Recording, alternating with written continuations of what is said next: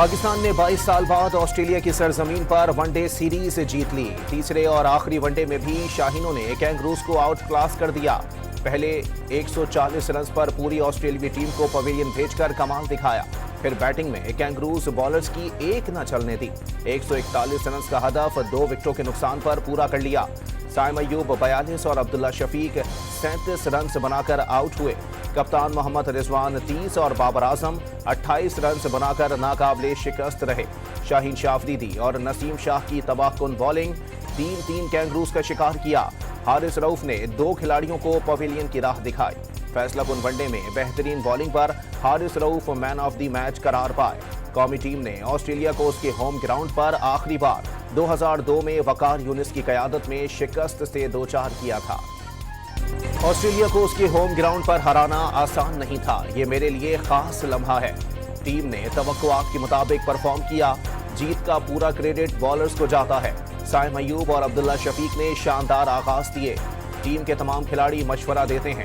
کپتان محمد رضوان کی میچ کے بعد گفتگو۔ قومی پیس بیٹری آسٹریلین دورے میں فل چارج۔ آسٹریلوی بیٹرز سیریز میں بے بس نظر آئے۔ میلبرن میچ میں 203 رنز کا ہدف بامشکل 8 وکٹوں پر پورا کیا۔ ایڈیلیڈ میں شاہینوں نے پوری ٹیم کو 163 رنز پر چلتا کیا۔ پھر پرتھ کے آخری میدان میں بھی کسی بیٹر کی ایک نہ چلنے دی۔ پوری ٹیم کو 140 رنز پر ڈھیر کر دیا۔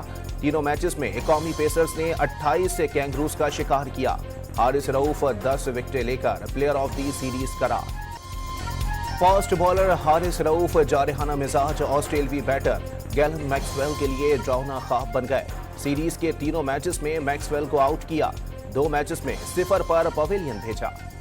ون ڈے سیریز میں بیٹنگ میں بھی قومی بیٹرز چھائے رہے۔ اوپنر سائم ایوب 125 رنز بنا کر ٹاپ اسکورر رہے۔ عبداللہ شفیق 113 رنز کے ساتھ دوسرے اور بابر اعظم 80 رنز بنا کر تیسرے نمبر پر رہے۔ تینوں میچز میں کوئی بھی آسٹریلوی بیٹر مجموعی طور پر 50 رنز تک نہ بنا سکا۔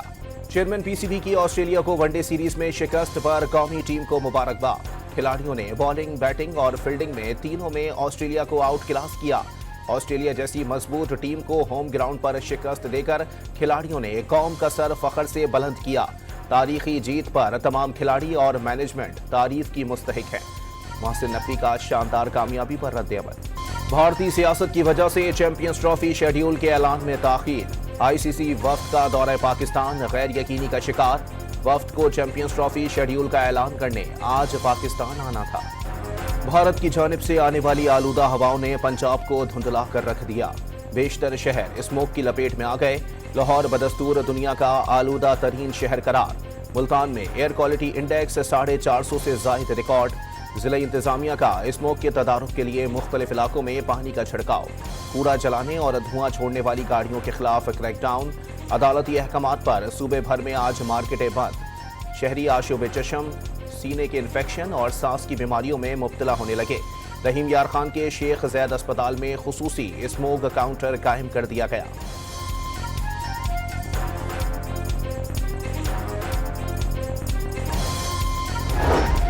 اسموگ کے تدارک کے لیے حکومت پنجاب کا بڑا قدم۔ کمرشل عمارتوں، پلازا اور شاپنگ مالز میں ایئر پیوریفائر نصب کرنا لازمی قرار۔ ملتان میں محکمہ ماحولیات نے دھواں چھوڑنے والے 7 بھٹے مسمار کر دیے۔ 3 فیکٹریوں کو سیل کر دیا گیا۔ ساہیوال میں رائس مل پر 1 لاکھ روپے جرمانہ آئے۔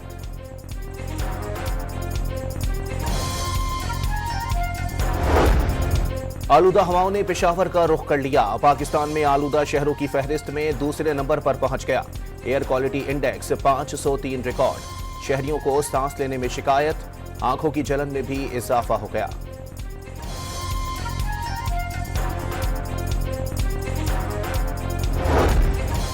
ٹھٹا میں گھاروں کے قریب دھند کے باعث حد نگاہ انتہائی کم ہو گئی۔ 6 گاڑیاں آپس میں ٹکرا گئیں۔ 5 افراد موقع پر جاں بحق اور 12 زخمی ہو گئے۔ 4 کی حالت تشویشناک قرار۔ مقامی افراد نے زخمیوں اور لاشوں کو قریبی اسپتال منتقل کر دیا۔ لہیا کے علاقے چوبارہ کے قریب وین اور ٹرک میں تصادم سے 12 افراد زخمی ہو گئے۔ قصوال میں نیشنل ہائی وے پر بھی 2 گاڑیوں کے ٹکرانے سے 3 افراد زخمی ہو گئے۔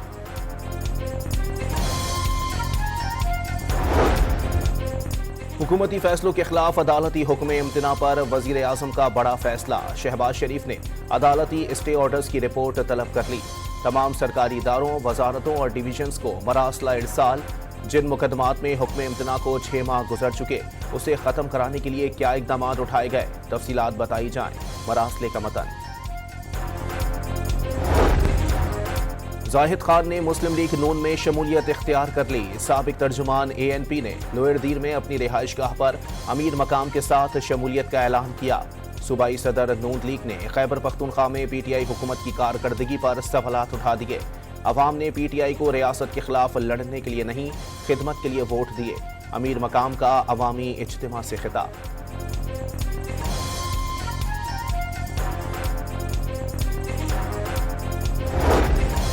وزیر اعظم شہباز شریف آج سعودی عرب جائیں گے۔ وزیر خارجہ اسحاق ڈار پہلے ہی جدہ میں موجود۔ OIC اور عرب اسلامک سمٹ میں شرکت کریں گے۔ دونوں اجلاسوں میں غزہ میں اسرائیلی جارحیت سمیت مشرق وسطی کی صورتحال پر غور کیا جائے گا۔ خودکش حملے میں 27 افراد کی شہادت پر کوئٹہ کی فضا سوگوار۔ سول اور CMH کوئٹہ میں 37 زخمی زیر علاج۔ کوئٹہ ریلوے اسٹیشن پر ہونے والے بم دھماکے کا مقدمہ نامعلوم افراد کے خلاف درج۔ قتل، اقدام قتل اور انسداد دہشت گردی کی دفعات شامل۔ گورنر جعفر خان مندوخیل نے ٹراما سینٹر اور CMH میں زخمیوں کی عیادت کی۔ کوئٹہ خودکش حملے کے بعد ٹرین سروس معطل۔ ریلوے اسٹیشن پر FC اور پولیس کی بھاری نفری تعینات۔ جعفر ایکسپریس پشاور کے لیے روانہ ہو گئی۔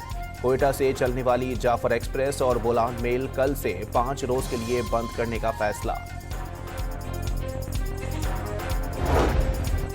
وفاقی وزیر داخلہ محسن نقوی کی وزیر اعلیٰ بلوچستان سرفراز بھگٹی سے ملاقات۔ محسن نقوی کا بلوچستان میں امن کے لیے ہر ممکن تعاون جاری رکھنے کی یقین دہانی۔ سیکورٹی فورسز کا شمالی وزیرستان کے علاقے اسپنواک میں آپریشن۔ 6 خوارج ہلاک اور 6 زخمی ہو گئے۔ ہلاک دہشت گردوں کے قبضے سے بڑی تعداد میں اسلحہ اور بارود برآمد۔ ہلاک خوارج سیکورٹی فورسز اور معصوم شہریوں پر حملوں میں ملوث تھے۔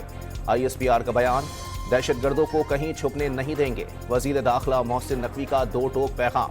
کامیاب آپریشن پر صدر اور وزیر اعظم کا سیکورٹی فورسز کو خراج تحسین۔ اسرائیلی افواج کی غزہ میں سفاکانہ کارروائیوں میں کمی نہ آئی۔ صہیونی طیاروں کی الاقصی اسپتال پر بمباری۔ 2 صحافیوں سمیت 44 فلسطینی شہید۔ حملوں کے بعد خیموں میں آگ لگ گئی۔ لبنان میں 6 ریسکیو ورکر سمیت 31 افراد اسرائیلی دہشت گردی کا نشانہ بن گئے۔ قطر نے حماس اور اسرائیل کے درمیان ثالثی کی کوششیں عارضی طور پر معطل کر دیں۔ جب دونوں فریقین آمادگی کا اظہار کریں گے تو دوحہ اپنا کام دوبارہ شروع کر دے گا۔ قطری حکام کا بیان، گزشتہ روز سینئر امریکی حکام نے قطر میں حماس نمائندوں کی موجودگی کو ناقابل قبول قرار دیا تھا۔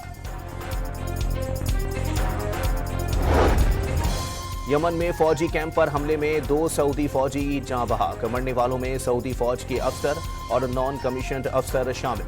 حملہ آور کا تعلق یمن کی وزارت دفاع سے تھا، سعودی میڈیا کا دعویٰ۔ نو منتخب امریکی صدر ڈونلڈ ٹرمپ اور صدر جو بائیڈن کی بدھ کو ملاقات طے۔ ملاقات اوول آفس میں صبح 11 بجے ہوگی۔ ٹرمپ کا سابق امریکی وزیر خارجہ مائک پومپیو اور اقوام متحدہ میں سابق مندوب نکی ہیلی کو کابینہ کا حصہ بنانے سے انکار۔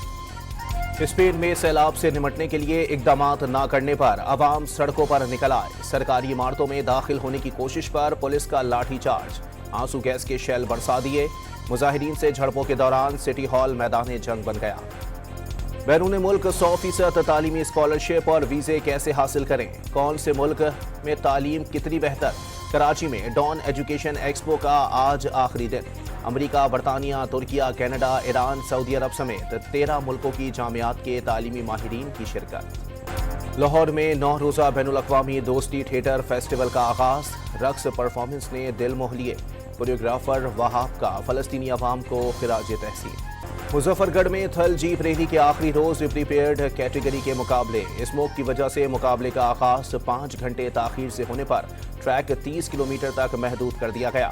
نادر مقصی سب سے پہلے روانہ۔ فیصل شادی خیل دوسرے اور آصف فضل چودھری تیسرے نمبر پر روانہ ہوئے۔